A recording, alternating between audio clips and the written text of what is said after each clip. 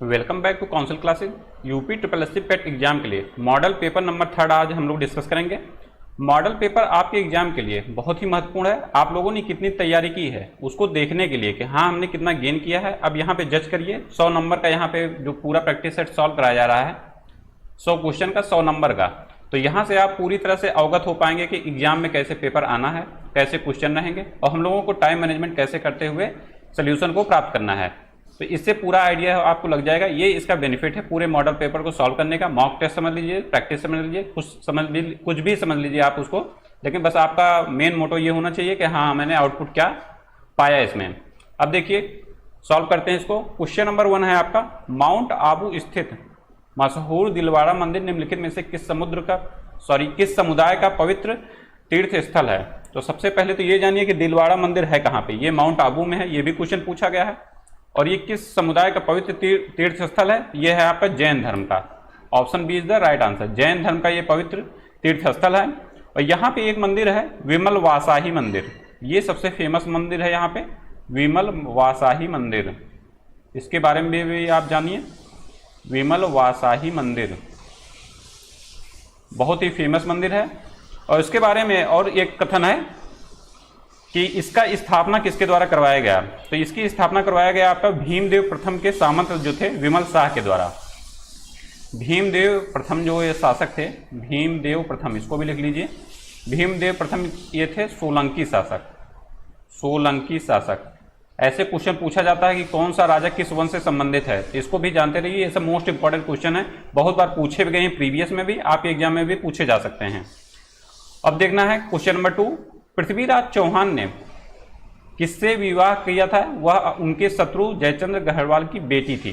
तो इन्होंने शादी किया था अपना संयोगिता से। संयोगिता जी क्या थी? वो गढ़वाल जो जयचंद्र थे इनके, उनकी बिटिया थी ये संयोगिता। आप किसी भी अपने जो प्रतिद्वंदी है उसकी अगर बिटिया या बहन से शादी करेंगे तो द्वंद्व तो होना स्वाभाविक सी बात है। तो पृथ्वीराज चौहान और इनके जयचंद्र जो गढ़वाल थे, उसके बाद शादी के बाद इन लोगों में पुरजोर विरोध की भावना उत्पन्न हुई। पहले से भी विरोध था, शादी के बाद एकदम से कांटे की टक्कर हो गई। अब देखिए क्वेश्चन नंबर 3, और एक क्वेश्चन और बनता है इसमें, नहीं सही है और इतना सफिशिएंट है इसके लिए। अब देखते हैं क्वेश्चन नंबर 3, चालुक्य वंश का सबसे महान शासक कौन था? चालुक्य वंश का सबसे महान शासक कौन था? इसके महान शासक थे आपके पुलकेशिन द्वितीय, ऑप्शन डी। और पुलकेशिन द्वितीय के बारे में एक अभिलेख है, एहोल अभिलेख। एहोल अभिलेख ये बहुत महत्वपूर्ण है, कई बार पूछा गया है कि एहोल अभिलेख किससे संबंधित है? पुलकेशिन द्वितीय से यह संबंधित है। क्वेश्चन नंबर 4 है आपका, पोलो या चौगान खेलते समय निम्नलिखित में से किस सुल्तान की मृत्यु हो गई थी? तो इसका सही आंसर है आपका कुतुबुद्दीन ऐबक की मृत्यु हो गई थी पोलो या चौगान खेलते समय। इनकी मृत्यु हुई किस सन में थी? 1210 में। 1210 में इसकी मृत्यु हुई थी। और ये दफनाया कहाँ गया? ये दफनाया गया आपका लाहौर में। लाहौर में ये दफनाया गया। अब देखिए नेक्स्ट क्वेश्चन, क्वेश्चन नंबर 5, निम्नलिखित में से किसने दीन ए इलाही आरंभ किया था? दीन ए इलाही किसने प्रारंभ किया था? तो ये प्रारंभ किया गया था अकबर के द्वारा। किस सन में प्रारंभ किया गया था ये भी पूछा गया है। तो ये प्रारंभ किया गया था आपका 1582 में। और दीन ए इलाही को सर्वमान्य मान्यता दी गया था। और इसमें एक क्वेश्चन और बनता है कि मतलब इसको कौन सा हिंदू ऐसा था जो उसने इसको प्रथम बार स्वीकारा? तो दीन ए इलाही को प्रथम हिंदू जो स्वीकार किए थे उनका नाम है आपका वीरबल। वीरबल का एक अन्य नाम है महेश दास। वेरी इंपॉर्टेंट क्वेश्चन, इसको भी आप ध्यान रखिए। वीरबल और इसका अन्य नाम है महेश दास। और दीन ए इलाही प्रारंभ कब हुआ? 1582 में। दीन ए इलाही का मतलब क्या था इसको भी समझ लीजिए। ये था आपका सभी धर्मों के जो मूल सिद्धांत है उनको सम्मिलित करते हुए सर्वमान्य बनाने का इनका प्रयास था अकबर का। इसके लिए इन्होंने 1582 में दीन ए इलाही प्रारंभ किया था। अब देखिए नेक्स्ट क्वेश्चन, क्वेश्चन नंबर 6, निम्नलिखित में से कौन उग्रपंथी नहीं थे? कौन उग्रपंथी इसमें नहीं थे? तो इसका सही आंसर है आपका गोपाल कृष्ण जो गोखले हैं, ये उग्रपंथी नेता नहीं थे। ये शांतिवादी नेता थे, नरमपंथी दल के नेता थे। और इनके क्वेश्चन और बनता है गोपाल कृष्ण गोखले के बारे में। गोपाल कृष्ण गोखले को गुरु माना जाता है किसका? महात्मा गांधी जी का। महात्मा गांधी, महात्मा गांधी के राजनीतिक गुरु हैं गोपाल कृष्ण गोखले। और इनके गुरु कौन थे? इनके गुरु थे गोपाल कृष्ण गोखले के गुरु थे एम.जी. रानाडे। ये भी क्वेश्चन बहुत महत्वपूर्ण है और पूछा भी गया है। गोपाल कृष्ण गोखले के गुरु का नाम था रानाडे साहब। और रानाडे को, एम.जी. रानाडे को बोलते थे हम लोग महाराष्ट्र का सुकरात बोलते थे। ये उपाधि इनको दी गई थी या इनको कहा जाता था। महाराष्ट्र का सुकरात किसे बोलते हैं? ये बोलते हैं एम.जी. रानाडे को महाराष्ट्र का सुकरात। ठीक है, वेरी इंपॉर्टेंट क्वेश्चन है, इसको आप ध्यान में रखिए। कई कई फैक्ट एक साथ आपको बताए जा रहे हैं और सभी फैक्ट वेरी वेरी इंपॉर्टेंट हैं आपके एग्जाम के लिए। नेक्स्ट क्वेश्चन है क्वेश्चन नंबर 7, अमृतसर संधि पर हस्ताक्षर कब किए गए थे? तो अमृतसर संधि पर हस्ताक्षर किए गए थे आपका 1809 ईस्वी में, 25 अप्रैल 1809 ईस्वी में। इस पे हस्ताक्षर कौन किया था? इस पे हस्ताक्षर किया था महाराजा रणजीत सिंह ने और अंग्रेजों के द्वारा। महाराजा रणजीत सिंह और अंग्रेजों के मध्य में ये संधि हुई थी, अमृतसर की संधि। किस सन में? 1809 में, 25 अप्रैल 1809 में। नेक्स्ट क्वेश्चन है सीमांत गांधी किसे कहा जाता है? तो सीमांत गांधी बोलते थे आपका खान अब्दुल गफ्फार खां को। Option C is the right answer. इनको अन्य नाम भी से जाने जाते थे, इनको फ्रंटियर गांधी भी बोलते थे। खान अब्दुल गफ्फार खां को क्या बोलते थे अन्य? इनको बोलते थे फ्रंटियर गांधी, फ्रंटियर गांधी। और अन्य नाम इनका एक और था सरहदी, सरहदी गांधी। ये नाम भी इनका प्रचलित था। ये दोनों नाम आप याद रखिए। नेक्स्ट क्वेश्चन देखिए क्वेश्चन नंबर 9, निम्नलिखित में से किसने 1935 के अधिनियम के बारे में कहा था कि एक कार तो है जिसमें ब्रेक तो है पर इंजन नहीं है? ये कथन क्या कहा गया था? जवाहरलाल नेहरू जी के द्वारा। Option A is the right answer. Next question है क्वेश्चन नंबर 10, गणेश महोत्सव का प्रारंभ किया था किसने? गणेश महोत्सव का प्रारंभ किया था लोकमान्य तिलक ने। Option B. और किस सन में गणेश महोत्सव शुरू किया गया? ये शुरू किया गया 1893 में। और एक उत्सव लोकमान्य तिलक के द्वारा और शुरू किया गया, वो था आपका शिवाजी उत्सव। और शिवाजी उत्सव कब आया? ये आया आपका 1895 में। दोनों सन याद रखिए, मोस्ट इंपॉर्टेंट क्वेश्चन है, बहुत बार पूछा गया है। नेक्स्ट क्वेश्चन है आपका यमुना नदी का उद्गम स्थान कहाँ है? यमुना नदी का उद्गम स्थान है आपका यमुनोत्री, यमुनोत्री हिमनद के बंदरपुछ चोटी से। Option B is the right answer. Yamunotri हिमनद से, बंदरपुछ चोटी से। और गंगा का उद्गम कहाँ से है? गंगोत्री से है। नेक्स्ट क्वेश्चन है क्वेश्चन नंबर 12, क्वेश्चन नंबर 12 है आपका निम्नलिखित में से कौन सा एक सबसे सूखा स्थान है? सबसे सूखा स्थान है आपका लेह, यहाँ सबसे कम वर्षा होती है। Option C is the right answer. अगला क्वेश्चन देखिए, अगला क्वेश्चन 13 नंबर का है। इसमें क्या करना है? आपको मिलान करना है। और मिलान में इसमें आपको सावधानी बरतनी है पूरा कि हाँ एक एक ऑप्शन आपको मिलाना है कि काला हांडी किससे बिलोंग करता है? काला हांडी में पाया जाता है आपका बॉक्साइट। जावर में क्या पाया जाता है? जावर में पाया जाता है आपका जस्ता और सीसा। कोलार की खान कहाँ है? कर्नाटक में। सोना पाया जाता है यहाँ पे। मोसाबनी में क्या पाया जाता है? तांबा पाया जाता है। ये सब महत्वपूर्ण क्वेश्चन है, बहुत बार पूछे गए हैं। नेक्स्ट क्वेश्चन देखिए, अब इसके अकॉर्डिंग कौन सा आंसर सही होगा इसको आप मिला लीजिए। ए का आपका थर्ड है, ए का थर्ड ये हो गया। सी ऑप्शन में, सी में है, डी में भी है, और बी का फोर्थ है, तो ऑप्शन सी इसमें सही हो जाएगा। नेक्स्ट क्वेश्चन है क्वेश्चन नंबर 14, दक्षिण एशिया का सबसे बड़ा मरुस्थल कौन सा है? तो दक्षिण एशिया का सबसे बड़ा मरुस्थल है आपका Thar. Option D is the right answer. और थार मरुस्थल कहाँ से कहाँ तक विस्तृत है? तो ये भारत एंड पाकिस्तान, भारत और पाकिस्तान में ये विस्तृत है। सबसे बड़ा मरुस्थल है दक्षिण एशिया का। इसको बोलते हैं ग्रेट इंडियन डेजर्ट के नाम से भी जाना जाता है। सबसे बड़ा मरुस्थल जो थार है इसको बोलते हैं great Indian desert, great Indian desert, इसको भी जानते रहिए। नेक्स्ट है आपका क्वेश्चन नंबर 15, निम्नलिखित नदियों में से कौन सी विषुवत रेखा को 2 बार पार करती है? ये नदी है आपकी जायरे, इसको अन्य नाम से बोलते हैं कांगो या जायरे। कांगो भी नाम इसी का है, जायरे भी नाम इसी का है। और ये अफ्रीका महाद्वीप की सबसे बड़ी नदी कौन सी है? नील नदी फर्स्ट नंबर की सबसे लंबी नदी है, और विश्व की भी सबसे लंबी नदी नील नदी है। लेकिन जब अफ्रीका की बात की जाए तो फर्स्ट नंबर पे है आपके नील, और सेकंड नंबर पे है आपकी कांगो या जायरे, इसको भी ध्यान रखिए। नेक्स्ट क्वेश्चन है question number 16, make in India पहल का शुभारंभ कब किया गया था? तो मेक इन इंडिया पहल का शुभारंभ गया था आपका 25 सितंबर 2014 को। Option C is the right answer. Date भी याद रखिए इसमें, 25 सितंबर 2014। सभी आपको जितने फैक्ट है सभी का डेट नहीं याद रखना है, लेकिन जो क्वेश्चन बहुत ही महत्वपूर्ण है उनका डेट सहित सन याद रखिए, ठीक है। अब है अगला क्वेश्चन, क्वेश्चन नंबर 17, राष्ट्रीय कृषि और ग्रामीण विकास बैंक नाबार्ड की स्थापना कब की गई थी? तो इसकी स्थापना की गई थी आपकी 12 जुलाई 1982 को। ऑप्शन सी 12 जुलाई, डेट भी इसमें याद रखिए। और नाबार्ड की स्थापना किस समिति की अनुशंसा पर की गई थी, इसको भी आप जानिए। तो ये समिति थी आपकी शिव रमन समिति, शिव रमन समिति की अनुशंसा पर नाबार्ड की स्थापना की गई थी। Very important question. अगला है आपका क्वेश्चन नंबर 18 है, भारत के केंद्रीय बजट में रेल बजट को किस वर्ष में विलय कर दिया गया? तो ये विलय किया गया आपका 2017 में। Option A is the right answer, 2017। अगला है, भारत में श्वेत क्रांति का जनक किसे कहा जाता है? श्वेत क्रांति का जनक भारत में किसको बोलते हैं? ये हैं आपके Verghese Kurien ji. Option C is the right answer. एक क्वेश्चन यहाँ पे और बनता है, हरित क्रांति के जनक कौन कहे जाते हैं? तो हरित क्रांति के जनक हैं आपके, भारत में जब बात किया जाए तो दूसरा कोई है, विश्व में जब बात किया जाए तो दूसरा कोई है। तो भारत में है आपके M S Swaminathan. M S Swaminathan है ये भारत में हरित क्रांति के जनक। और जब पूरा बात किया जाए पूरे विश्व की, तब वहां पे हैं आपके नॉर्मन बोरलाग हैं।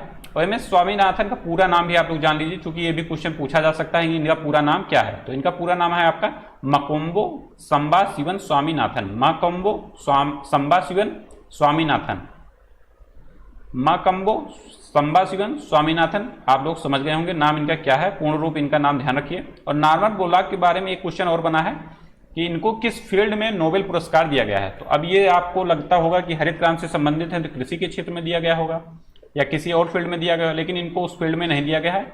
इनका नोबेल है आपका शांति के क्षेत्र में।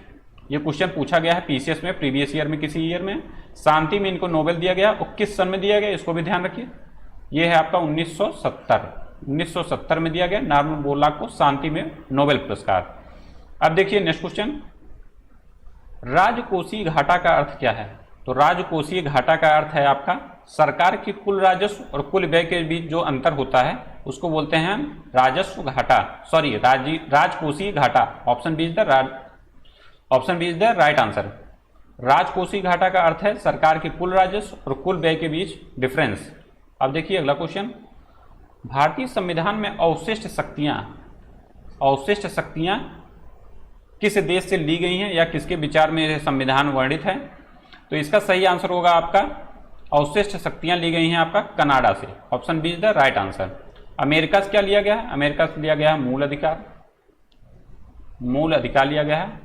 और मूल कर्तव्य कहां से लिया गया है? ये बहुत कंफ्यूजन क्रिएट करता है। मूल कर्तव्य लिया गया है आपका यूएसएसआर या रूस से, रसिया से, वहां से मूल कर्तव्य लिया गया। मूल अधिकार लिया गया है अमेरिका से। अब देखिए नेक्स्ट क्वेश्चन है, क्वेश्चन नंबर 22, संविधान का कौन सा भाग संविधान संशोधनों से संबंधित है? तो इसका सही आंसर है आपका भाग 20 में अनुच्छेद 368 ये लिए संबंधित है आपका भारतीय संविधान संशोधन से।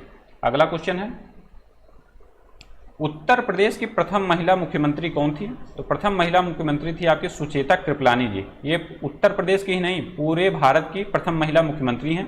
और ये किस सन में निर्वाचित हुई थी? ये निर्वाचित हुई थी आपके 1963 में। नेक्स्ट क्वेश्चन है क्वेश्चन नंबर 24, राष्ट्रपति मंत्रिपरिषद के सदस्य को कैसे बर्खास्त कर सकते हैं? तो ये बर्खास्त तभी कर पाएंगे जब प्रधानमंत्री इसकी सिफारिश करेगा। Option C is the right answer.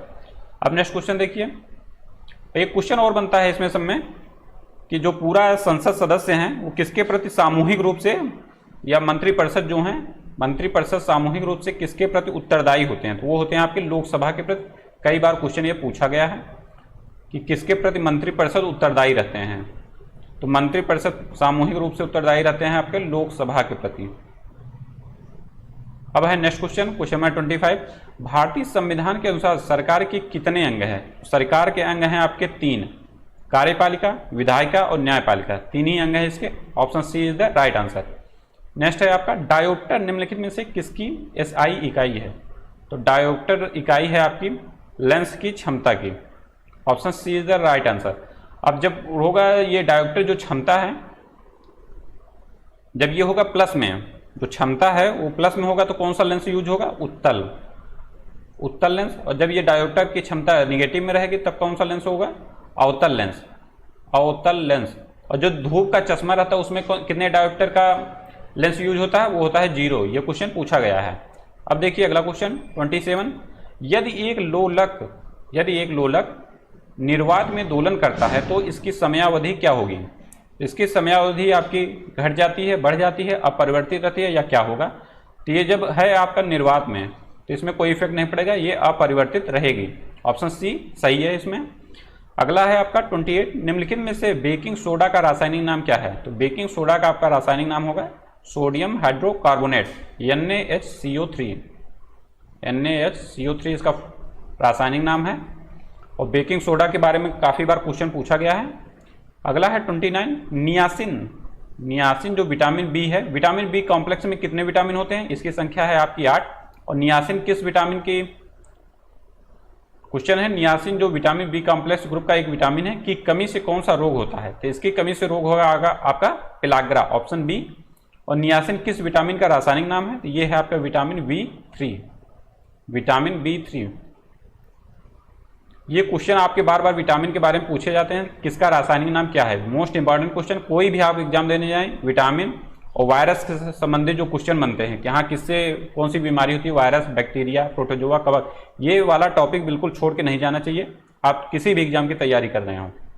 Question number 30 है आपका, निम्नलिखित में से कौन सा एक सही खाद्य श्रृंखला को दर्शाता है? तो सही खाद्य श्रृंखला यही होगा जो प्राथमिक से उच्च तक जाएगा। जिसका सही आंसर हो जाएगा आपका ऑप्शन बी, घास, देन कीट, देन मेढक, देन सर्प, देन गरुण। ये एक दूसरे को ऐसे खाते हुए चले जाते हैं। प्राथमिक आपका उत्पादक हो जाएगा कीट, घास तो एकदम प्राइमरी स्टेज पे हो गया ना। उसके बाद हो गया आपका कीट जो प्राथमिक उपभोक्ता है, समझ लीजिए घास को तो कीट खाएगा ना, तो प्राथमिक उपभोक्ता हो गया वो। उसके बाद मेढक कीट को खाएगा, उसके बाद सर्प उसको खाएगा, उसके बाद वो उसको खाएगा। ये होता है खाद्य श्रृंखला। अब है क्वेश्चन नंबर 31। इसमें मैथ में क्वेश्चन है एकदम सिंपल सा, इसमें आपको करना कुछ नहीं है, आराम से इसको गुणा भाग करिए।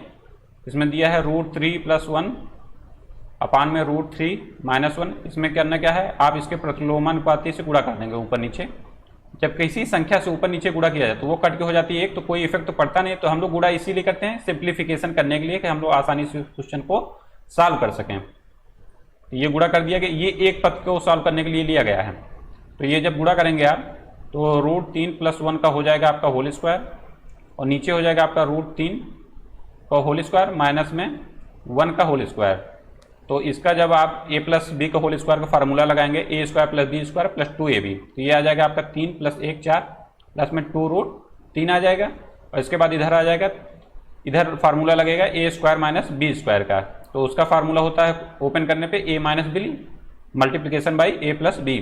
ये हो जाएगा 3 - 1 हो जाएगा आपका 2, और उसके बाद हो जाएगा 3 + 1 हो जाएगा आपका 4। ये हो जाएगा इसका सोल्यूशन। तो पूरा सॉल्व करने पाएगा 4 + 2√3 अपान में 4 × 2 8 हो जाएगा। उसके बाद ये वाला पद इसी तरह सॉल्व करेंगे जैसे हम लोगों ने इसको किया है। तो इसको जब आप सॉल्व करेंगे तो ये आ जाएगा आपका √3 - 1। ये वाला जब पद गुणा करेंगे आप, ऐसे ही सिंपल से करना है, आपको बता देते हैं कैसे करना है। इसमें भी मल्टीप्लाई जब करेंगे आप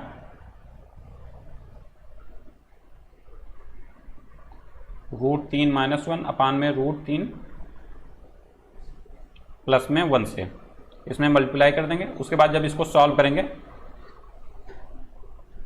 तब ये आ जाएगा आपका 4 माइनस में 2√3 अपान में 2। ये आ गया 4 + 2√3 अपान में, सॉरी इसमें कुछ गलत हो गया है, इसको स्क्वायर करेंगे तो ये आ जाएगा 3 का स्क्वायर, रूट हट जाएगा 3 आ जाएगा, और 1 का स्क्वायर माइनस में 1 आएगा। ये थोड़ा सा मिस्टेक हो गई, आपको गलती बिल्कुल नहीं करना है, सावधानी से। ये थोड़ा लिखने में कन्फ्यूजन हो जाता है, स्क्रीन पे साफ नहीं दिखता है, इस कारण आपको आराम से करना है। जब रूट में कोई भी, जैसे कोई भी पद हो, इसका जब स्क्वायर करते हैं तो रूट हट जाता है, ये आ जाता है 3। कोई भी पद हो जैसे 5 है या 8 है, कुछ भी हो, तो रूट जब स्क्वायर करेंगे तो रूट हट जाएगा, ये वैल्यू आ जाएगी। तो यहाँ पे वही करना है, √3 का जब स्क्वायर करेंगे 3 आ जाएगा, -1 का स्क्वायर करेंगे आप तो माइनस में 1 आ जाएगा, ये आ गया 2। उसके बाद जब 4 - 2√3 अपान में 2, इसको सॉल्व करेंगे आप तो आंसर आ जाएगा आपका 4। Option D is the right answer.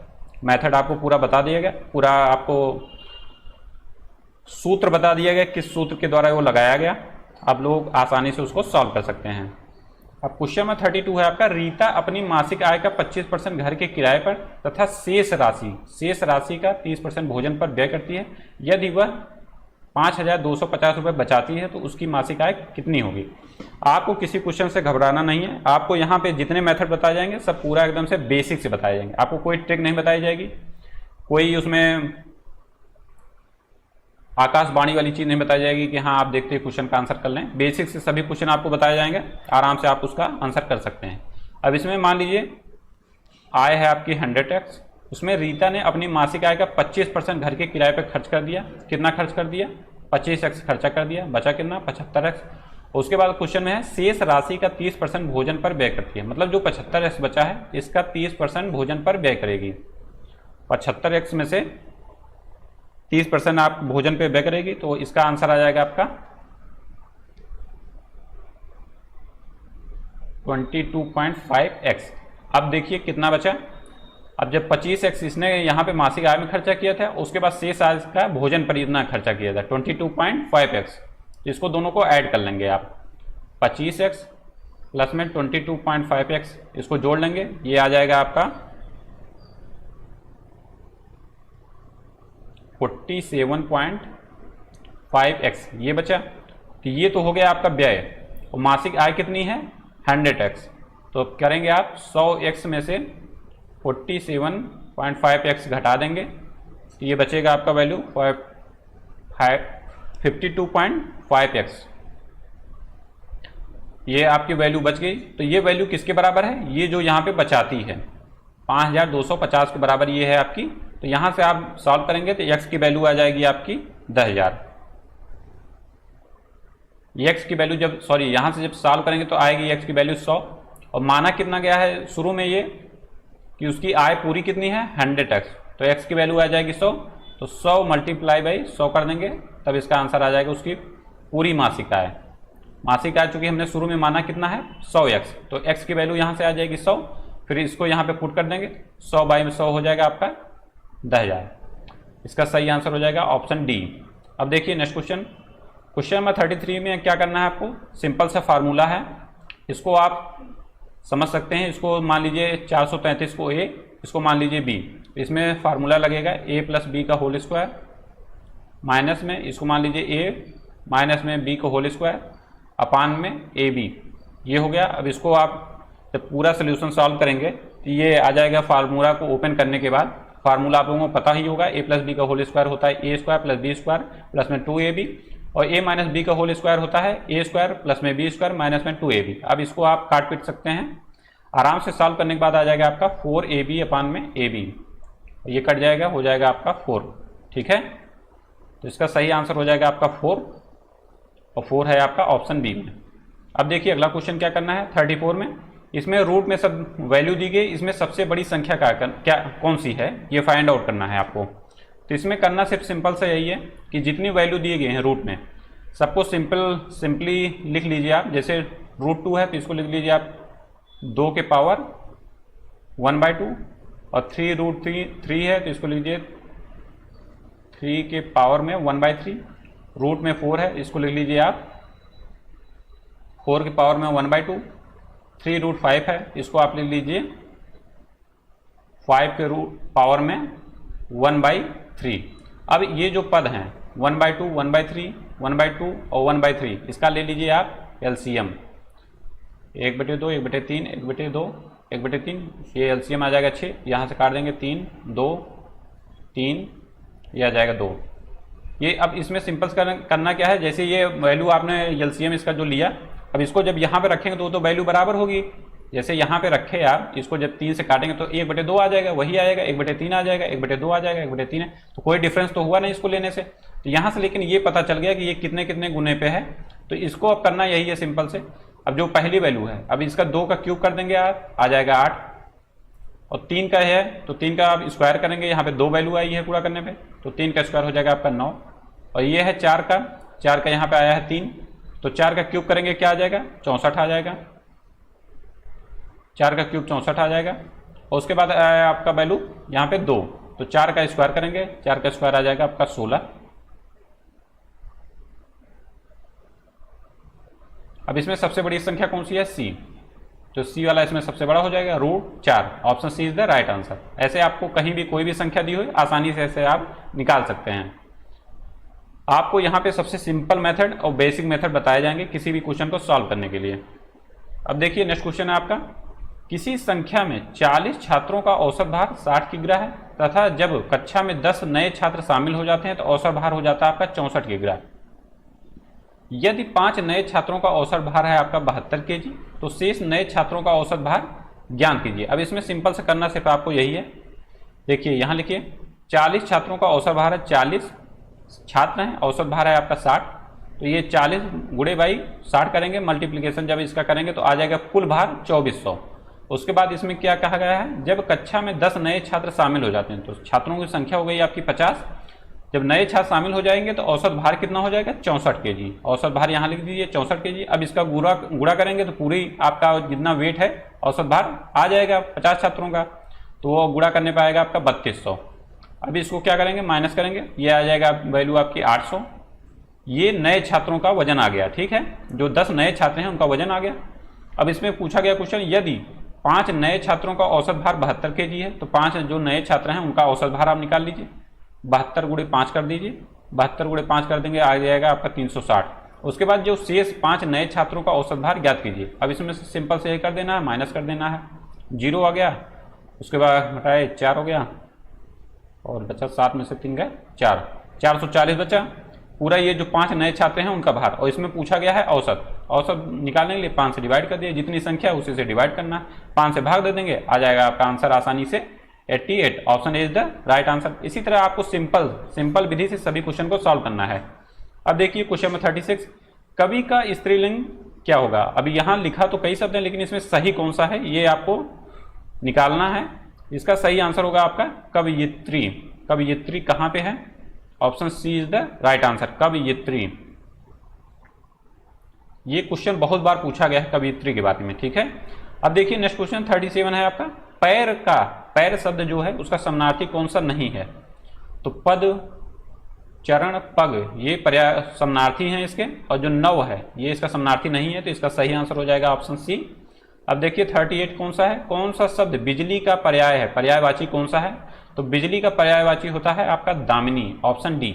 अगला क्वेश्चन है 39, निम्नलिखित में से अशुद्ध वाक्य कौन सा है। तो गौतम ऋषि की पत्नी का नाम अहल्या था, ये शब्द वर्तनी में भी पूछा गया है, अहल्या, ठीक है, ऑप्शन सही है ये। अहल्या मतलब होता है अहिल्या नहीं होता है, ये वर्ड आप लोग शुद्ध वर्तनी के रूप में बहुत इंपॉर्टेंट शब्द है, इसको आप ध्यान रखिएगा, ठीक है। और इसमें नेक्स्ट है आपका, इस कार्य में बहुत विलंब हो गया है, ये भी सही है। रसगुल्ला बहुत स्वादिष्ट है, ये भी सही है। एक गुलाब की माला खरीद लेना, ये स्टेटमेंट आपका गलत है, ऑप्शन डी इसमें वाक्य जो लिखा गया है ये गलत है। इसका शुद्ध रूप क्या होगा, गुलाब की एक माला खरीद लेना, गुलाब की एक माला खरीद लेना, ये इसका शुद्ध वाक्य हो गया। अब देखिए नेक्स्ट क्वेश्चन नंबर 40 है, जो युद्ध में स्थिर रहे उसे क्या कहते हैं। जो युद्ध में स्थिर रहते हैं उसको बोलते हैं आप Yudhishthir, option C is the right answer. अब देखिए अगला है आपका 41 से 45 इंग्लिश का पैसेज है। उसके बाद 5 नंबर के आपके पूछे जाएंगे इंग्लिश के पैसेज, और 10 नंबर का पूछा जाएगा आपका हिंदी का पैसेज। इसमें करना कुछ नहीं है, आपको 2 पेपर मॉडल पेपर प्रीवियस में बताए गए हैं, जहां जहां आप जैसे पैसेज पूरा पढ़िए, जहां आपको लगे इंपॉर्टेंट है उसको अंडरलाइन करते जाइए। अंडरलाइन ऐसे करेंगे, उसके बाद 2 से 3 बार पैसेज को पढ़ेंगे, आप उसमें से आंसर बड़े आसानी से फाइंड आउट कर सकेंगे। ये फ्री का नंबर है, 15 के 15 हो नंबर, आपके एक भी क्वेश्चन इसमें गलत नहीं होने चाहिए। बस आपको करना सिर्फ यही है, केयरफुल होकर पूरा पैसेज पढ़ना है, सभी क्वेश्चन का आंसर पैसेज में ही आपको मिल जाएगा। इतना टफ पेट का पेपर नहीं होता कि आपको आंसर उसमें नहीं मिलेगा, पूरा लाइन बाय लाइन आपको ढूंढेंगे तो वहाँ पे आंसर मिल जाएगा। तो हम लोग यहाँ पे पैसेज को पढ़ेंगे नहीं, क्योंकि पैसेज को पढ़ने में समय आपका वेस्ट होगा, फालतू की वीडियो लंबी होगी, उसका कोई मतलब भी नहीं। जो फैक्ट होगा वो बता दिया जाएगा आपको। अब जैसे इसमें 44 क्वेश्चन में पूछा गया है सिनोनिम्स के बारे में, तो ये क्वेश्चन आपको बताया जाएगा। सिनोनिम्स मतलब होता है आपका समानार्थी, और इसमें है क्वेश्चन में एम्पल मतलब होता है आपका प्रचुर, एम्पल का मतलब होता है प्रचुर। यहाँ पे देखेंगे सफिशिएंट का मतलब भी होता है प्रचुर। अन्य ऑप्शन जो है, नैरो का मतलब होता है आपका संकीर्ण, शॉर्ट मतलब होता है छोटा या संकीर्ण, उसको भी समझ लीजिए। और ये है मेगर का मतलब होता है आप अत्यल्प, ये भी कम ही है, ठीक है। अब नेक्स्ट क्वेश्चन है 45, give antonyms for the following words. विलोम में इसमें छांटना है। बारबेरिक मतलब होता है आपका असभ्य, बारबेरिक का अर्थ होता है असभ्य, तो इसका सही आप देखेंगे ऑप्शन कौन सा होगा। बारबेरिक मतलब असभ्य हो गया, तो इसका सही आंसर होगा आपका सिविलाइज मतलब शिक्षित या सभ्य। ब्रूटल मतलब भी असभ्य हो जाएगा आपका। इनह्यूमन मतलब अमानवीय होता ही है, और क्रूएल मतलब होता है आपका क्रूरता, ठीक है। अब देखिए अगला क्वेश्चन रीजनिंग से आपका, खराब का विलोम होगा आपका अच्छा, तो खाना बदोश का क्या होगा। तो खानाबदोश का सही आंसर होगा आपका खानाबदोश। इसका सही आंसर हो जाएगा आपका आबाद, ऑप्शन ए। नेक्स्ट क्वेश्चन है क्वेश्चन नंबर 47। क्वेश्चन नंबर 47 है आपका रीजनिंग का। इसमें करना सिर्फ यही है, कूट में आपको लिखना है, और कूट में कूटबद्ध करने के लिए आपको सिंपली यही करना है, पूरा ABCD जितना है पूरा 2600 अक्षर आप लिख लीजिए, और सिंपल से फिर इसमें सोचिए कि किसको कैसे कूटबद्ध किया गया है, किसमें कैसा तर्क लगाया गया है, और ये सब आपको आएगा सिर्फ प्रैक्टिस करने से। बिना प्रैक्टिस के आप लोग डायरेक्ट एग्जाम में जाएंगे तो 10 मिनट यही सोचेंगे कि इसका कूट क्या किया गया है। इसलिए मॉक टेस्ट मैक्सिमम लगाइए, मॉडल पेपर मैक्सिमम सॉल्व करिए, उससे आपकी एक्यूरेसी बढ़ेगी।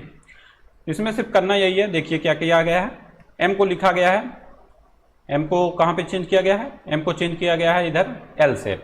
तो एम में से एल क्या है, एक आगे है, तो यहाँ पे ई से आगे कौन है, ई से आगे है आपका डी, तो डी आपका 3rd नंबर पे आ गया। ए के आगे कौन है, ए के आगे है आपका जेड, तो यहाँ पे क्यू के आगे कौन है, क्यू के आगे यहाँ पे चेक करेंगे पी है, ये 2nd नंबर पे आ गया आपका पी। उसके बाद टी को कहाँ लिखा गया है, टी को किया गया है टी से एक आगे यस, तो यहाँ पे 3rd नंबर पे क्या है यू, यू से एक आगे क्या होगा, यू से एक आगे होगा आपका टी, तो टी आ जाएगा फर्स्ट पे। अब देखिए कौन सा आंसर सही हो सकता है इसमें, टीपीडी, टीपीडी ये सही है, इसका सही आंसर हो जाएगा आपका बी। अन्य भी आप मिला सकते हैं, इसमें कौन सा कहाँ पे किया गया, ई जैसे है, ई को इसमें किया गया है यहाँ पे ई पे, ई को नेक्स्ट ऐसे चेंज कर दिया गया है, ई यहाँ पे था, इधर नेक्स्ट अक्षर पे कर दिया गया, आर यहाँ पे इधर था, इसको नेक्स्ट आगे ए का अक्षर कर दिया गया है। तो ऐसे ही हम लोगों को चेंज करना है, ठीक है। तो अब इसमें देखेंगे जब ये ए है तो ए को चेंज कर दिया गया यहाँ पे, देखिए ए पे नेक्स्ट चला गया, और जो यहाँ पे टी है टी को इधर आ गया ई। तो बस ऐसे ही सिंपली हमको मिलान कर लेना है कि कौन सा अक्षर कहाँ पे लिखा, हूबहू उसी तरह नेक्स्ट को हम लोगों को भी कूटबद्ध कर देना है, इससे आपका आंसर फाइंड आउट हो जाएगा आसानी से। अब नेक्स्ट क्वेश्चन देखिए, नेक्स्ट है आपका अर्श जो है शिवम के पिता हैं, तो लिख लीजिए आप अर्श, अर्श क्या है, शिवम के पिता। जैसे जैसे क्वेश्चन में बोला गया है सिंपली आप उसको लिखते जाइए। अर्श शिवम के पिता हैं और ध्रुव विमला का बेटा है। ध्रुव जो है, ध्रुव किसका बेटा है, विमला, ध्रुव विमला का बेटा है, ठीक, ये हो गया। उसके बाद है ईश्वर अर्श के पिता हैं, ईश्वर जो हैं अर्श के पिता हैं, तो अर्श के पिता का नाम क्या है, ईश्वर, ये लिख लीजिए आप। उसके बाद है यदि शिवम ध्रुव का भाई है, यदि जो शिवम है ध्रुव का भाई है, यदि शिवम ध्रुव का भाई है तो विमला का ईश्वर से क्या संबंध होगा, तो ये क्या हो जाएगा, विमला का ईश्वर से क्या संबंध होगा। जब ये दोनों भाई हो गए तो ये अर्श की ये क्या हो गई, पत्नी हो गई, और पत्नी हो गई तो ईश्वर का विमला का ईश्वर से क्या संबंध, तो विमला इनकी होंगी क्या, पुत्र वधू या बहू, ऑप्शन सी इसमें सही हो जाएगा, ऑप्शन सी। ऐसे ही आसानी से इसको हर क्वेश्चन आप आसानी से सॉल्व कर सकते हैं, बस आपको करना सिर्फ यही है, बेसिक से सभी क्वेश्चन को सॉल्व करना है, ठीक है। अब देखिए नेक्स्ट क्वेश्चन है 49 रीजनिंग का। यदि 7 जुलाई को दिन का बुधवार है तो 15 अगस्त सप्ताह को कौन सा दिन होगा। अब इसमें करना सिर्फ क्या है, जुलाई कितने महीने की होती है, कितना दिन होता है, 31 दिन होता है, तो 31 में से 7 हटा दिए, 31 में से जब 7 हटा दिया तो कितना दिन बचा, 24 दिन बचा, 24 दिन ये हो गया। और नेक्स्ट इधर कितना दिन है, 15 दिन, 15 सप्ताह, तो ये दोनों जोड़ दीजिए, 24-15 आपने ऐड कर लिया, 39 आ गया। और 39 में कितने दिन बाद कोई भी दिन अल्टरनेट होता है, 7 दिन बाद। जैसे आज रविवार है तो 7 दिन बाद तभी तो नेक्स्ट आएगा रविवार, तो 7 से आपको भाग दे देना है इसमें, सिंपली 7 से आप भाग दे देंगे, कितने दिन एक्स्ट्रा आ जाएंगे, 7 × 5 = 35 हो गया, 4 दिन इसमें एक्स्ट्रा आ गए, तो 4 दिन इसमें जोड़ देना है आपको। तो बुधवार में 4 दिन जोड़ेंगे, आपको हो जाएगा बृहस्पति, शुक्र, शनि एंड रवि, तो आपका 15 अगस्त को हो जाएगा आपका रविवार। Answer C is the right answer. ऐसे ही आसानी से आपको क्वेश्चन को सॉल्व करना है। अब नेक्स्ट क्वेश्चन है क्वेश्चन नंबर 50। 4 शब्द दिए गए हैं जिनमें से 3 किसी न किसी तरह समान है और एक असमान है, उस असमान शब्द का चयन करना है कि इसका असमान शब्द कौन सा होगा। तो इसमें देखेंगे आप, कान, आंख और नाक जो है एक अंग है, गुर्दा क्या है, अंदर का भाग है, इंटरनल पार्ट है, तो ये असमान हो जाएगा, राइट आंसर सी हो जाएगा। क्वेश्चन नंबर 51 आपका करंट से संबंधित है। जून 2022 में किस भारतीय प्रबंधन संस्थान ने देश का पहला कृषि भूमि मूल्य सूचकांक लॉन्च किया। वेरी इंपॉर्टेंट क्वेश्चन है, आगे आने वाले कई समय तक ये इंपॉर्टेंट बना रहेगा, ठीक है। जो चीज़ फर्स्ट है वो हमेशा फर्स्ट रहेगी, इस बात को आप ध्यान रखिए, वो मोस्ट इंपॉर्टेंट क्वेश्चन हो जाता है आपके आने वाले सभी एग्जाम के लिए। तो इसका सही आंसर है आपका IIM अहमदाबाद, ऑप्शन ए। ठीक है, और ये कहाँ कहाँ पे किस राज्य में ये लागू किया गया है? तो ये वर्तमान में 6 राज्यों में लागू किया गया है। ठीक है, प्रथम जो कृषि वाला है भूमि मूल्य सूचकांक, ये 6 राज्यों में लागू किया है। ये राज्य कौन कौन से हैं इसके बारे में पूछा जा सकता है। 4 क्वेश्चन में ऑप्शन दे दें, उसके बाद पूछ लें कौन सा इसमें नहीं है, तो ये आपको याद रखना है। फर्स्ट आपका यूपी में है ही, उसके बाद है आपका आंध्र प्रदेश में है ये, उसके बाद है आपका कर्नाटक में, उसके बाद कर्नाटक में है, उसके बाद है आपका महाराष्ट्र में, महाराष्ट्र के बाद है ये आपका तमिलनाडु में, महाराष्ट्र में है, तमिलनाडु में है, उसके बाद है ये आपका तेलंगाना में है। ये इतना आपको 6 के 6 राज्य याद होने चाहिए कि किस किस राज्य में ये लागू किया गया है। अब देखिए नेक्स्ट क्वेश्चन है, फरवरी 2022 में शुरू किए गए सार्वभौमिक टीकाकरण कार्यक्रम सघन मिशन इंद्रधनुष 4, इस समय कौन सा मिशन चल रहा है? इंद्रधनुष 4 चल रहा है। ये कितने जिलों में लागू किया गया? ये लागू किया गया आपका 416 जिला में, option C is the right answer. और इंद्रधनुष मिशन जो है उसकी शुरुआत कब हुई थी? उसकी शुरुआत हुई थी आपकी 25 दिसंबर 2014 को। ये आप डेट सहित सन याद रखिए, 25 दिसंबर 2014 को ये लागू हुआ था मिशन इंद्रधनुष। और इस समय प्रेजेंट टाइम में कौन सा मिशन चल रहा है? इंद्रधनुष 4.0, और 416 जिलों में ये लागू किया गया।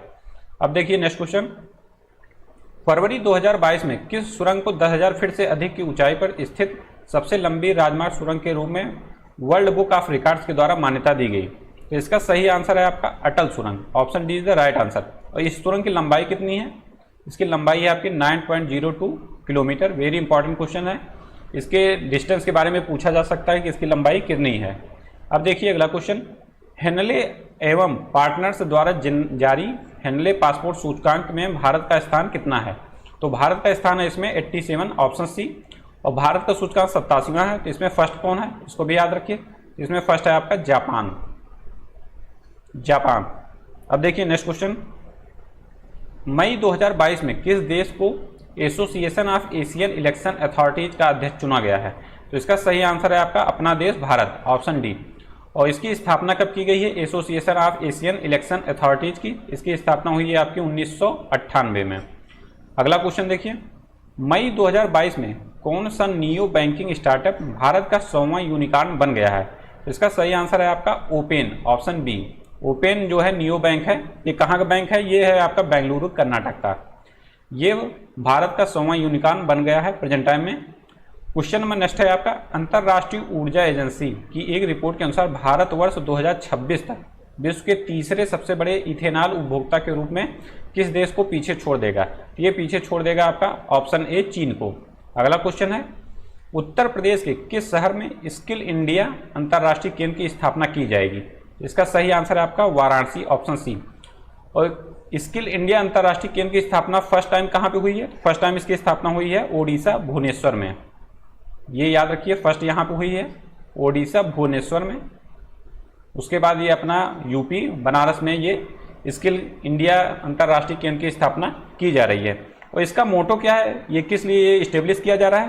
तो इसका काम सिर्फ यही है, जो खाड़ी देश हैं यूएई, कनाडा, ऑस्ट्रेलिया, इन सब में जो नियोक्ता जो मांग करते हैं, मतलब जो रोजगार आपको सप्लाई करते हैं, रोजगार देते हैं, वो मांग करते हैं जिस चीज़ की, वो आपको स्किल यहाँ पे प्रोवाइड किया जाएगा स्किल इंडिया अंतर्राष्ट्रीय केंद्र के तहत। अब देखिए नेक्स्ट क्वेश्चन, क्वेश्चन नंबर 59 आपका, नवंबर 2021 में प्रधानमंत्री नरेंद्र मोदी ने पूर्वांचल एक्सप्रेसवे का उद्घाटन किया। इस एक्सप्रेसवे के संबंध में कौन सा कथन सही नहीं है? तो इसमें देखेंगे कौन सा कथन सही नहीं है। इसका सही आंसर है आपका 16 नवंबर 2021 को इसका उद्घाटन किया गया। ये स्टेटमेंट सही है। इस एक्सप्रेसवे की लंबाई 340.824 किलोमीटर है, लगभग 341 किलोमीटर। ये भी सही है। यह एक्सप्रेसवे बलिया के मंदरिया गांव तक बनाया गया। ये स्टेटमेंट आपका गलत है। ये बनाया कहाँ तक गया है? ये बनाया गया है आपका गाजीपुर। ये बनाया गया है आपका गाजीपुर जिले के हैदरिया गांव में ये समाप्त होता है। ये गांव का नाम भी याद रखिए, गाजीपुर जिले के हैदरिया गांव। और इसकी शुरुआत कहाँ से होती है? ये लखनऊ सुल्तानपुर रोड पे है। ये आपका लखनऊ सुल्तानपुर रोड पे है आपका चांद सराय गांव, यहाँ से ये प्रारंभ होता है। और इसकी लंबाई है आपकी 341 किलोमीटर। और एक क्वेश्चन इसमें ये बन सकता है। इस पे हवाई पट्टी तो ये है ही, हवाई पट्टी की लंबाई आप देख लीजिए कितना है, इसकी लंबाई है 3.2 किलोमीटर, ठीक है। और ये जो एक्सप्रेसवे है वो कितने जिलों से होकर गुजरता है, क्योंकि बार बार इसमें क्वेश्चन बनता है कि ये 9 जिलों से होकर तो गुजरता है, ये तो आपको याद होने। ऑप्शन में आपके ये दे देंगे, 4 जिला दे देंगे, इसमें से कौन है ऐसा जिला है जिसमें से वो नहीं गुजरता है। ये क्वेश्चन बार बार आपके यूपी के किसी भी एग्जाम में पूछा जाता है। तो हमें क्या करना है, 9 के 9 जिले जो हैं वो याद कर लेना है। 9 के 9 जिले हैं, ये लखनऊ से शुरुआत हुई है आपकी, लखनऊ के बाद बाराबंकी जिला है, बाराबंकी के बाद आ गए आप अमेठी के बाद आ गए आप सुल्तानपुर के बगल में है आपका अयोध्या के बगल में है आपका अम्बेडकर नगर हो गया। उसके बाद है आपका आजमगढ़ जस्ट बगल में, आजमगढ़ के बगल में जस्ट है आपका मऊ के जस्ट बगल में है गाजीपुर। यहाँ पे ये समाप्त हो गया हैदरिया गांव में, ठीक है। इतने जिले हैं, 9 के 9 जिलों आपको लाइन से याद होना चाहिए कि कैसे कैसे ये होके गया है। वेरी इंपॉर्टेंट क्वेश्चन है हमेशा। अब देखिए अगला क्वेश्चन है, टोक्यो ओलंपिक 2020 में भारतीय पदक विजेताओं के संबंध में विकल्प में कौन सा तथ्य सही नहीं है। तो इसमें देखिए कौन सा स्टेटमेंट सही नहीं है। तो इसमें दिया गया है टोक्यो ओलंपिक 2020 में भारत की तरफ से पहला पदक लवलीना बोरगोहेन ने जीता। यही स्टेटमेंट आपका गलत है। इसमें पहला पदक जीता था, रजत पदक जीता था मीराबाई चानू ने। किसने जीता था? मीराबाई चानू ने। और इन्होंने जीता कौन सा पदक था? ये जीते थे रजत पदक, ठीक है। रजत पदक किस वर्ग में जीती थी? ये भारोत्तोलन में जीती थी, 49 kg में, 49 kg भारोत्तोलन में इन्होंने रजत पदक जीता था। नेक्स्ट है आपका पीवी सिंधु, ये सही है। भारतीय पुरुष हॉकी ने कांस्य पदक जीता था, पीवी सिंधु ने भी कांस्य पदक जीता था। नीरज चोपड़ा ने एकमात्र स्वर्ण पदक जीता था, इसको भी आप याद रखिए।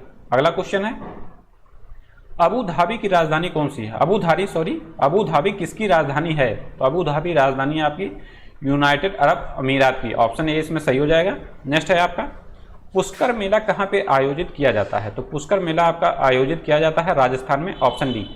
राष्ट्रीय रेल संग्रहालय कहाँ स्थित है? ये है आपका नई दिल्ली में। Option A. नेक्स्ट क्वेश्चन है, निम्नलिखित में से कौन सा पुरस्कार उपन्यास के लिए दिया जाता है? तो उपन्यास के लिए दिया जाता है आपका बुकर पुरस्कार।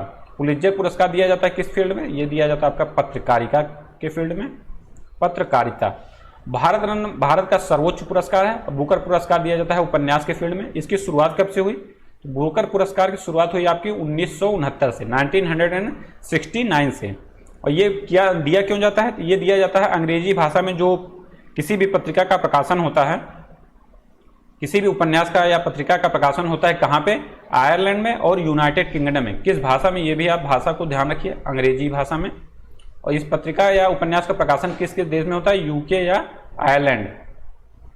तभी ये आपका बुकर पुरस्कार दिया जाएगा, ठीक है। अब देखिए नेक्स्ट क्वेश्चन है, 1084वें की माँ पुस्तक के लेखक कौन है? तो इनके इस जो पुस्तक है इसके लेखक हैं आपके महाश्वेता देवी जी। Option B. ये हैं कौन? ये ज्ञानपीठ पुरस्कार विजेता हैं महाश्वेता देवी। नेक्स्ट क्वेश्चन है, भारतीय संसद में कितने सदन हैं? तो भारतीय संसद में सदन होंगे आपके 2 हमेशा, चाहे संसद हो चाहे विधानमंडल हो, सदन आपके 2 ही होंगे, उच्च सदन, निम्न सदन, ठीक है। अगला क्वेश्चन है, 57वां ज्ञानपीठ पुरस्कार किसे प्रदान किया गया? 57वां ज्ञानपीठ पुरस्कार किसे प्रदान किया गया?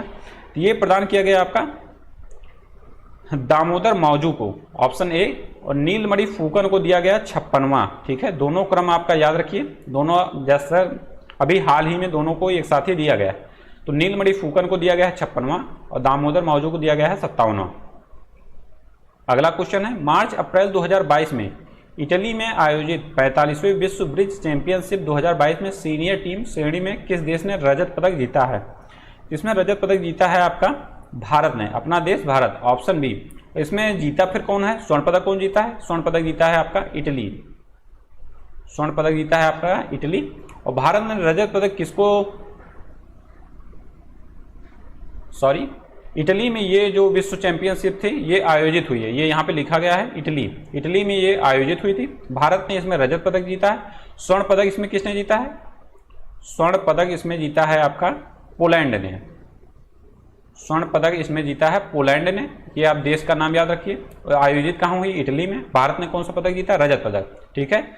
अब देखिए नेक्स्ट क्वेश्चन, गणतंत्र दिवस परेड 2022 में किस राज्य की झांकी को सर्वश्रेष्ठ पुरस्कार दिया गया? ये था अपना राज्य उत्तर प्रदेश।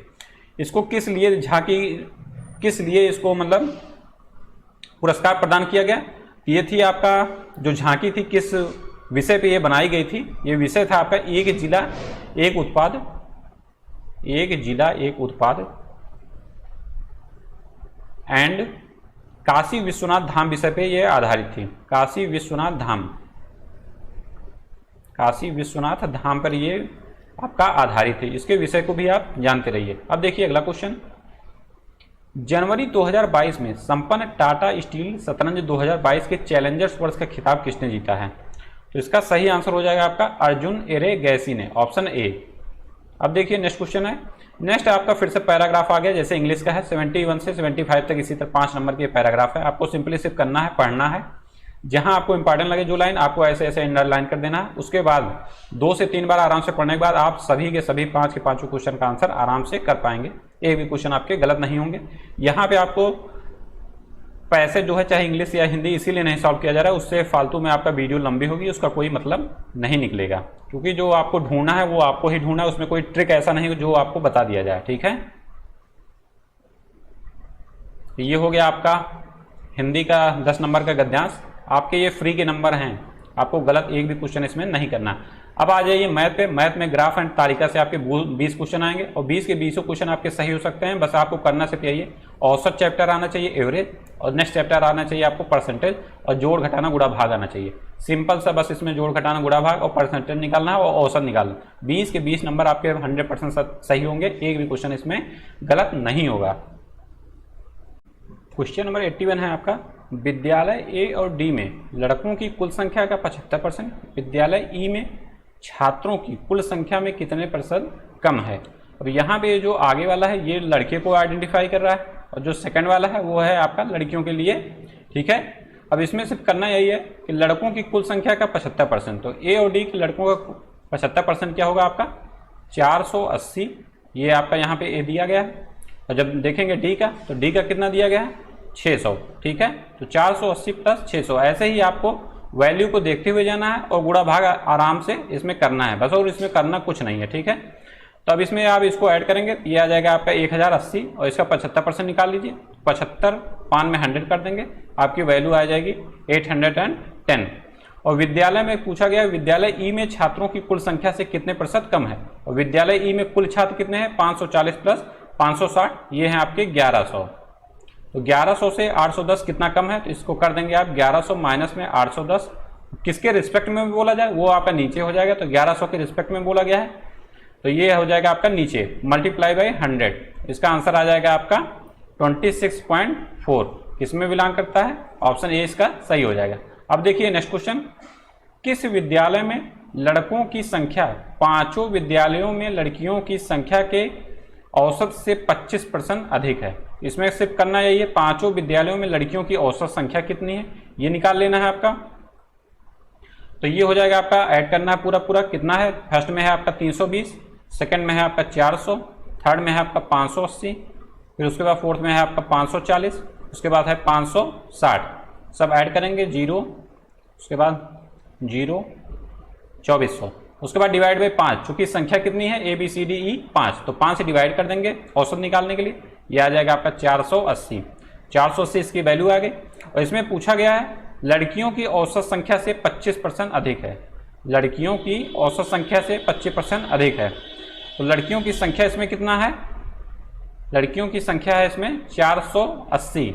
किस विद्यालय में लड़कों की संख्या 5 विद्यालयों में लड़कियों की औसत संख्या से 25% अधिक है? तो इसमें सिर्फ करना यही है कि लड़कियों की औसत संख्या से 25% अधिक किस में है। तो 480 का 25% निकालेंगे 125, 5 में 100 कर देंगे, ये वैल्यू आ जाएगी 600। और 600 कहाँ पे है? ये है आपका यहाँ पे ऑप्शन डी, सॉरी वैल्यू है इसमें डी की, ऑप्शन है इसमें बी, ऑप्शन बी इसमें सही हो जाएगा। अब देखिए नेक्स्ट क्वेश्चन, ग्राफ एंड तालिका क्वेश्चन ऐसे ही आराम से, उसमें सिर्फ कुछ नहीं करना है आपको, औसत और एवरेज, बस परसेंटेज आपको निकालना है, औसत निकालना है, बस सिंपली सबके सभी क्वेश्चन हो जाएंगे। आप बस करके देखना है आपको आराम से, कैलकुलेशन मिस्टेक नहीं होनी चाहिए बस। यदि 5 विद्यालयों में लड़कियों की संख्या से संबंधित आंकड़े के लिए पाई चार्ट तैयार किया जाता है, तो विद्यालय सी में लड़कियों की संख्या निरूपित करने के लिए क्षेत्र का केंद्रीय कोण ज्ञात कीजिए। तो अब इसमें देखिए क्या करना है, केंद्रीय कोण मतलब जैसे पूरा वृत्त जो बनता है 360 डिग्री का बनता है। तो 360 डिग्री में क्या आ जाएगा, पूरा का पूरा आ जाएगा। और इसमें पूछा गया है पांचों विद्यालयों में लड़कियों की कुल संख्या, तो पूरा ऐड कर लीजिए। ऐड अभी शायद किया गया, ऐड करने पे कितना आया था आपका, ये आया था आपका 2400, यहाँ पे आया था ये 2400, इसको ले लीजिए। उसके बाद पूछा गया है इसमें विद्यालय सी में लड़कियों की संख्या का केंद्रीय कोण इसमें ज्ञात करना है। ठीक, तो बस करना क्या है, विद्यालय सी में लड़कियों की संख्या क्या है, ये है आपका 580। तो 580 डिवाइड बाई 2400 पूरी संख्या मल्टीप्लाई बाई 100, बस सिंपल से कर देना है, काट पीट के आ जाएगा आपका 87 डिग्री, इसका आंसर आ जाएगा। ठीक है, सिंपल सा बस है। तो 87 इसका हो गया। उसके बाद नेक्स्ट है क्वेश्चन नंबर 84, विद्यालय बी तथा डी में लड़कों की कुल संख्या और विद्यालय सी और तथा एफ में लड़कियों की कुल संख्या का अनुपात क्या है। सिंपल सा ये भी क्वेश्चन है। विद्यालय बी तथा डी में लड़कों की कुल संख्या, बस ऐड कर लीजिए विद्यालय बी और डी में कितने हैं। देखिए विद्यालय बी और डी में कितने हैं, विद्यालय बी में है आपके 350 और विद्यालय डी में है आपके 600, दोनों ऐड कर लिए, आ गया आपका 950। उसके बाद है आपके विद्यालय सी और ई में लड़कियों की कुल संख्या, तो ये भी ऐड कर लीजिए, 580 प्लस में 560, आ गया आपका 1140। अब इसमें क्या करना है, सिर्फ अनुपात निकालना है। तो 950 डिवाइड बाई 1140, अनुपात काट पीट के आ जाएगा आपका 5/6 या 5:6। देखिए किस में मिलता है, ये मिलेगा आपका ऑप्शन सी 5/6। अगला क्वेश्चन है आपका विद्यालय सी में लड़कियों की संख्या विद्यालय ई में लड़कों की संख्या से कितना प्रतिशत अधिक है। तो लड़कियों की संख्या विटामिन के चैप्टर ज़्यादा पढ़ लिए इसलिए बार बार विटामिन का ही नाम आ रहा है। विद्यालय सी में लड़कियों की संख्या विद्यालय ई में लड़कों की संख्या से कितना प्रतिशत अधिक है। तो विद्यालय सी में लड़कियों की संख्या देखिए कितना है, 580 है। और उसके बाद नेक्स्ट क्या है, विद्यालय ई में लड़कों की संख्या से कितने % अधिक है। विद्यालय ई में लड़कों की संख्या कितनी है, 540 है। तो जिसके रिस्पेक्ट में पूछा जाए वो हो जाएगा आपका नीचे, वो हो जाएगा आपका नीचे। तो इसमें क्या करना है, 580 माइनस में 540 कर देंगे, 40 आ जाएगा। जिसके रिस्पेक्ट में बोला जाए वो हो जाएगा आपका नीचे। तो लड़कों के रिस्पेक्ट में बोला गया है विद्यालय ई के, तो 540 नीचे हो गया, मल्टीप्लाई बाय 100। इसको सॉल्व करेंगे, आ जाएगा आपका आंसर 7.4%। बस सिंपली बस यही करना है इसमें, इसका आंसर हो जाएगा 7.4, ऑप्शन डी। अब देखिए नेक्स्ट क्वेश्चन है 86 से 90 नंबर के क्वेश्चन में क्या करना है, किसी कंपनी के मासिक व्यय जो है, मासिक व्यय को दर्शाया गया है, दंड चित्र का अध्ययन कीजिए और निम्नलिखित प्रश्नों का उत्तर दीजिए। अब सिंपली से इसको देखना है सिंपल। और उसके बाद करना क्या है आपको, विविध मद में कितने प्रतिशत की राशि खर्चा हुई है। विविध मद में कितने प्रतिशत की राशि खर्चा हुई है, इसके लिए आपको करना क्या है, विविध कहाँ पे है, ये है, पूरे राशि को जोड़ लेना है। पूरे राशि में कितना कितना है, ये आपका कर्मचारी वेतन में है आपका 80, उसके बाद है जलपान में है आपका कितना है, यहाँ से मिलाएंगे, ये है आपका 10। उसके बाद है आपका परिवहन में कितना है, परिवहन यहाँ से मिलाएंगे आपका है 20। उसके बाद आप मिलाएंगे विद्युत कितना है, विद्युत है 10। उसके बाद विविध कितना है, विविध ये है, विविध यहाँ से मिलाएंगे आप, तो ये है 15। इसको बस ऐड कर देना है, आ जाएगा आपका 135। तो ये किस में वैल्यू दी गई है, ये दिया गया है वैल्यू लाख में, ये वैल्यू यहाँ पे दिया गया है लाख में। तो ये हो जाएगा आपका 35 लाख। और इसमें करना क्या है, विविध का निकालना है। तो विविध है 15, तो 15 divide by 135 multiply by 100, simple सा है, कैलकुलेट करिए। उसके बाद आ जाएगा आंसर आपका 11 से 1/9। इसमें देखिए कौन सा आंसर है, 11 से 1/9, ऑप्शन सी। पूरा मेथड आपको सिंपल वे में, जितना सिंपल हो सकता है, इससे सिंपल कुछ भी नहीं हो सकता, ऐसे ही बताया जा रहा है आपको। क्वेश्चन में 87 है यहाँ पे, जलपान पर राशि का कितना भाग खर्च हुआ। तो जलपान पर कितना भाग खर्चा हुआ है, इसको देखिए आप पूरा ग्राफ। इसमें ग्राफ आप देखेंगे तो पूरा आपका पैसा लगा है यहाँ पे 135 लाख, ये ऐड करके आया है 135 लाख। और जलपान पे व्यय है कितना, 10, जिसमें सिर्फ वही करना है आपका, कितना भाग लगा है, तो इसमें 10 भागे 135। परसेंटेज तो निकालना नहीं है इसमें तो भाग निकालना, तो 10 डिवाइड बाई 135 हो गया और आ गया है आपका आंसर 2/27। अब देखिए किसमें है, 2/27, ऑप्शन बी। अभी जैसे परसेंटेज बोलते हैं तो वो आपका मल्टीप्लाई होता है उसमें। अब देखिए नेक्स्ट क्वेश्चन है, कंपनी का कुल मासिक व्यय कितना है। कंपनी का कुल मासिक व्यय आपका ऐड करके अभी बताया ही गया था 135 लाख, ऑप्शन सी। अब देखिए नेक्स्ट क्या है, मासिक आधार पर परिवहन और कर्मचारियों के वेतन के बीच अनुपात ज्ञात करना है। परिवहन व्यय में कितना है आपका, परिवहन व्यय में है आपका 20 और नेक्स्ट है कर्मचारी में आपका है 80, तो 20 काट दिए 1:4 आ गया। देखिए इसमें कहाँ पे है 1:4 है ऑप्शन ए में। नेक्स्ट क्वेश्चन है जलपान और परिवहन पर कुल व्यय विद्युत और विविध के कुल व्यय से कितना प्रतिशत अधिक है, कितना प्रतिशत इसके रिस्पेक्ट में अधिक है। तो अब करना क्या है, सिंपल से इसको दोनों को ऐड कर देना है। तो आप देखिए ग्राफ, इसमें ऐड हो जाएगा जलपान और परिवहन को ऐड कर देंगे, ये हो जाएगा आपका 10 + 20 लाख हो गया आपका 30। उसके बाद क्या करना है इसमें किस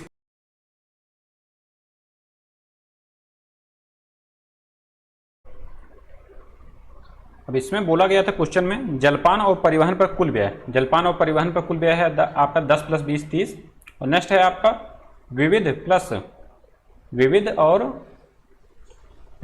विद्युत पर कुल व्यय से कितना % अधिक है। तो विविध और विद्युत को आप ऐड कर लेंगे, तो विविध और विद्युत का हो जाएगा आपका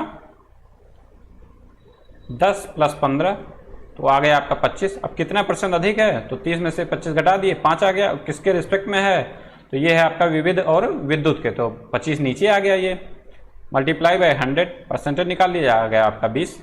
ये हो गया आपका answer 20, option D is the right answer. अब देखिए नेक्स्ट तालिका, नेक्स्ट है आपका ए बी सी और डी 6 वर्षों में कारों की बिक्री 1000 में दर्शाती हैं। तालिका का अध्ययन करें और इसका आंसर करिए। अब इसमें सिर्फ करना क्या है, 2015, 2017, 2018 के दौरान कंपनी बी के द्वारा बेची गई कारों की कुल संख्या 2013, 15, 17 और 18 में कंपनी सी के द्वारा बेची गई कारों की कुल संख्या से कितने % कम है। अब करना सिर्फ इसमें क्या है, ऐड करना है, उसके बाद परसेंटेज इसमें निकाल लेना है। तो 2015, 17 और 18 कंपनी बी के द्वारा कितने कारें बेची गई हैं उनकी संख्या ऐड करिए आप। ये है संख्या आपकी 60, उसके बाद है आपकी 53, उसके बाद है 67, 67, ये ऐड करिए, आ गया आपका 180। उसके बाद 2013, 15, 17 और 18 में कंपनी सी के द्वारा बेची गई कारों की कुल संख्या, इसको भी ऐड कर लीजिए। यह आ गया आपका 65 + 66 + 76 और क्या है 63, इसको ऐड कर लीजिए, आ गया आपका आंसर 270। अब इसमें क्या करना है, परसेंटेज निकालना है। परसेंटेज निकालने के लिए क्या करेंगे, 270 में से 180 घटा देंगे, आ जाएगा आपका 90 डिवाइड बाय जिसके रिस्पेक्ट में बोले वो हो जाएगा आपका नीचे, और उसके में मल्टीप्लाई कर देंगे 100 से, आ जाएगा आपका आंसर 33 सही 1/3% हो गया, 33 सही 1/3%, ऑप्शन डी इसमें सही हो जाएगा। ठीक है, अब देखिए अगला क्वेश्चन, वर्ष 2017 में ए, बी और डी कंपनियों के द्वारा बेची गई कारों की कुल संख्या का 2018 में सभी 4 कंपनियों के द्वारा बेची गई कारों की कुल संख्या से अनुपात क्या है। अब इसमें भी सिंपल से क्या करना है, ऐड करना है, ऐड कर लीजिए ए, बी और डी का। तो ये है आपका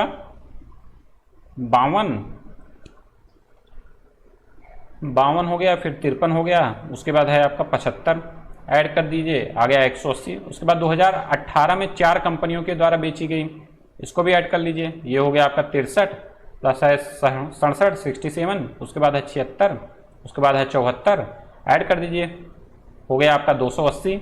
अब अनुपात निकाल लीजिए, 180 अनुपात में 280 काट दीजिए, आ गया आपका 9:4, ऑप्शन डी इसमें सही हो गया। नेक्स्ट क्वेश्चन देखिए इसमें क्या है, नेक्स्ट क्वेश्चन आपका 2018 में कंपनी सी के द्वारा बेची गई कारों की कुल संख्या 14 से 18 तक कंपनी ए के द्वारा बेची गई कारों की औसत संख्या से कितना अधिक है। तो कंपनी सी के द्वारा बेची गई कुल संख्या कितनी है, ये है आपकी कंपनी सी के द्वारा बेची गई कुल संख्या है 2018 में 76,000, इसको आप लिख लीजिए 76,000।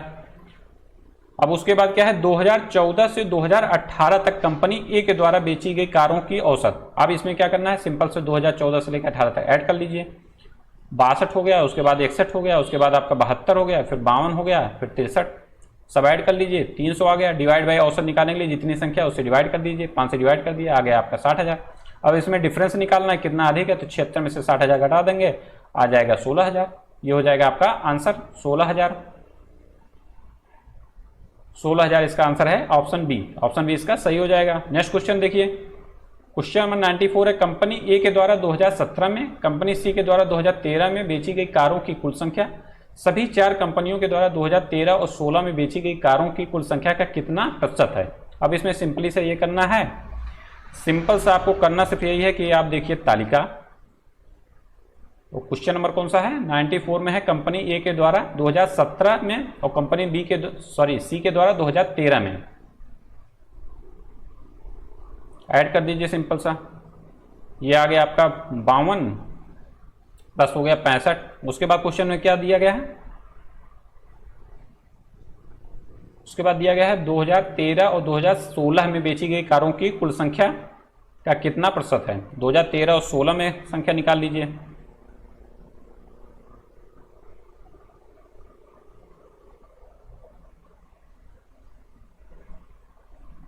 दो 2013 और 16 में, 2013 और 16 कहाँ है, ये है। इसमें आप निकालेंगे तो ये हो जाएगा आपका 45 प्लस 63 प्लस 65 प्लस 67, ये जोड़ देंगे ये वाला पूरा। उसके बाद किसको जोड़ना है, 2016 वाले को, दोनों ऐड कर देंगे, आ जाएगा आपका 503। दोनों ऐड करने पर आ जाएगा आपका 503। उसमें क्या करना है, परसेंटेज निकालना है। सिर्फ सिंपल सा जो आपने अभी ऐड किया है 52 प्लस 65, 52 प्लस 65 को ऐड करेंगे, आ जाएगा आपका 117। अब परसेंटेज निकाल दीजिए, 117 हो गया आपका ऊपर, जिसके रिस्पेक्ट में बोले वो हो गया आपका नीचे, मल्टीप्लाइड बाई 100। इसको सॉल्व करेंगे, आ जाएगा आपका आंसर 23.3 या 3%। ठीक है, 23.3%, ऑप्शन डी इसमें सही हो जाएगा। अब देखिए नेक्स्ट क्वेश्चन है आपका, वर्ष 2018 में चारों कंपनियों के द्वारा, वर्ष 2018 में चारों कंपनियों के द्वारा बेची गई कारों की औसत संख्या कितनी है। तो इसमें औसत संख्या 2018 में बस ऐड कर दीजिए, 2018 में कितना है, इसी को चारों के चारों को ऐड कर दीजिए, आ जाएगा आपका 280, 4 से डिवाइड कर दीजिए, औसत आ जाएगा आपका, आ जाएगा 70। 70 इसमें देखिए कहाँ पे है, 70, ऑप्शन सी इसका सही हो जाएगा। अब देखिए नेक्स्ट तालिका 96 से 100 क्वेश्चन तक लास्ट है ये आपका तालिका और ग्राफ के क्वेश्चन में सिर्फ सिंपल इसमें करना यही है, जोड़ घटाना। आपको घबराहट होगी, कैलकुलेशन इतना ज़्यादा हो जाता है कि हाँ दिमाग थोड़ा सा ब्लास्ट टाइप का हो जाता है कि हाँ मतलब कितना कैलकुलेशन है इसमें, लेकिन आप आराम से करेंगे 20 से 20 क्वेश्चन आपके सही होंगे। ठीक है, बस आपको रिलैक्स रहना है बस। अब देखिए क्वेश्चन में क्या बोला गया है, निम्न प्रश्नों में 96 से 100 तक के उत्तर दें। नीचे कंपनी जेड की वर्षों के व्यय लाख रुपए में सूची दी गई है। जेड कंपनी के लिए व्यय है, वर्ष दिए गए हैं आपके 2011 से 15 तक। प्रति वर्ष बोनस की औसत राशि कितनी है। प्रति वर्ष बोनस की औसत राशि ज्ञान करने के लिए आपको बोनस राशि को पूरा ऐड कर लीजिए, यहाँ से यहाँ तक पूरा आप ऐड करेंगे, ये आ जाएगा आपका 85.2 डिवाइड बाई 5, संख्या 5 है तो इसमें डिवाइड करेंगे, आ जाएगा इसका औसत 17.04, ऑप्शन ए इसमें सही हो जाएगा।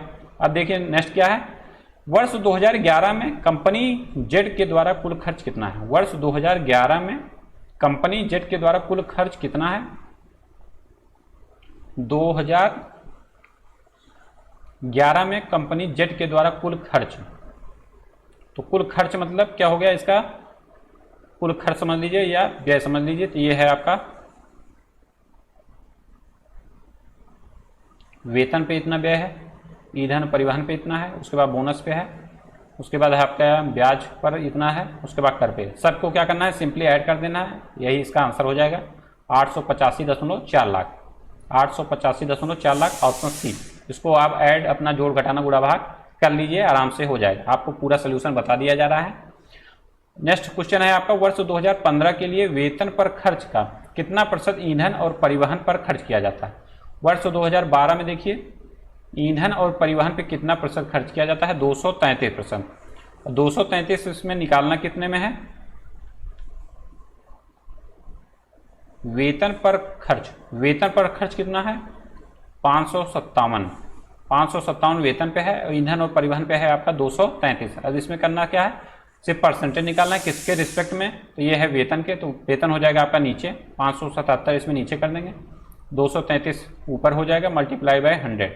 इसका आंसर आ जाएगा 41.83%।